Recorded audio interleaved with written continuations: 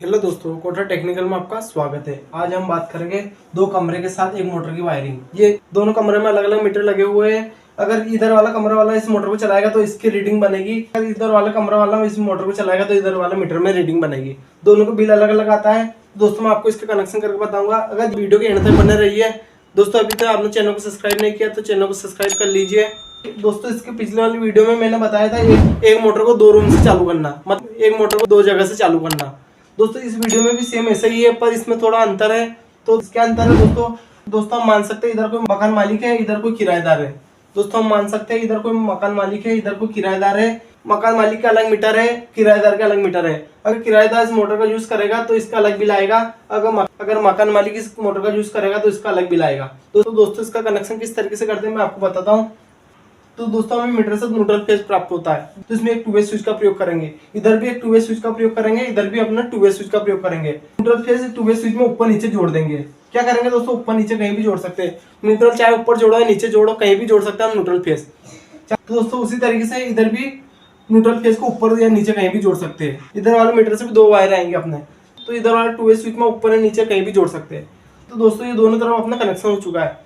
अब अपने मोटर का कनेक्शन करेंगे। दोस्तों यहाँ तक आप समझ चुके होंगे कि अपने दोनों स्विच का कनेक्शन हो चुका है। अब दोस्तों अपने है मोटर का कनेक्शन बाकी। मोटर का कनेक्शन करने के लिए क्या करेंगे दोस्तों, मोटर के एक वायर को अपने टू वे स्विच के बीच वाले पॉइंट में जोड़ेंगे। उसी तरीके से मोटर के दूसरे वायर को टू वे स्विच के बीच वाले पॉइंट में जोड़ेंगे। ठीक है दोस्तों, ये अपने वायरिंग हो चुकी है। दोनों स्विच नीचे नीचे है, तो अगर इधर नीचे वाले पॉइंट में भी न्यूट्रल है, इधर वाले नीचे वाले पॉइंट में न्यूट्रल है, तो ये अगर अपना मोटर नहीं चलेगी। दोनों स्विच नीचे नीचे है तो ये मोटर अपनी नहीं चलेगी।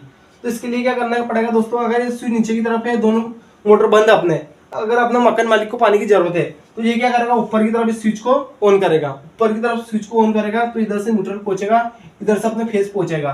तो मोटर को अपने न्यूट्रल फेज की सप्लाई मिल चुकी है, अपना मोटर चालू हो जाएगा। क्योंकि अगर ये मकान मालिक से मोटर को ऑन करेगा तो इधर से इस वाले मीटर में अपने बिल आएगा। दोस्तों इसका मकान मालिक के पानी भर चुका है, तो ये क्या करेगा, स्विच को नीचे की तरफ ऑन कर देगा। नीचे की तरफ स्विच को दबा देगा, जिससे मोटर इधर से भी न्यूट्रल पहुंचेगा, इधर से भी न्यूट्रल पहुंचेगा, मोटर अपना बंद हो जाएगी। अगर इधर वाला अपने किराएदार को पानी की जरूरत है तो ये क्या करेगा, ऊपर की तरफ पुश करेगा। तो ऊपर की तरफ पुश करेगा तो इधर से, जैसे कि नीचे की तरफ न्यूट्रल था तो इधर ऊपर से अपने फेस पहुंचेगा, इधर से फेस पहुंचा, इधर से अपने न्यूट्रल पहुंचेगा नीचे की तरफ से, अपने मोटर ऑन हो जाएगी। अगर इधर से ऑन करेगा तो इधर वाले मीटर में अपने किराएदार मोटर का यूज करेगा तो इधर वाले मीटर में अपने रीडिंग शो होगी, तो इधर वाले मीटर में अपने बिल आएगा। तो जिधर के स्विच से अपना मोटर चालू होगी उधर के मीटर में अपने बिल आएगा। तो दोस्तों मैं आशा करता हूँ आपको वायरिंग समझ में आ चुकी होगी। मैं इसके पीछे वाली वीडियो में इसका प्रैक्टिकल के साथ आपको वायरिंग करके बताऊंगा। अगर दोस्तों आप चैनल पर नए तो चैनल को सब्सक्राइब कर लीजिए, साथ में बेल आइकन का बटन भी दबाइए, जिससे हमारे आने वाली वीडियो की नोटिफिकेशन आप तक पहुंच सके। इसी चैनल पर house wiring, motor wiring, deep freeze, water cooler, AC, fridge, washing machine सभी की वीडियो बारी बारी से डालूंगा। दोस्तों मैं आशा करता हूँ आपको वायरिंग समझ में आ चुकी होगी। वीडियो देखने के लिए बहुत बहुत धन्यवाद।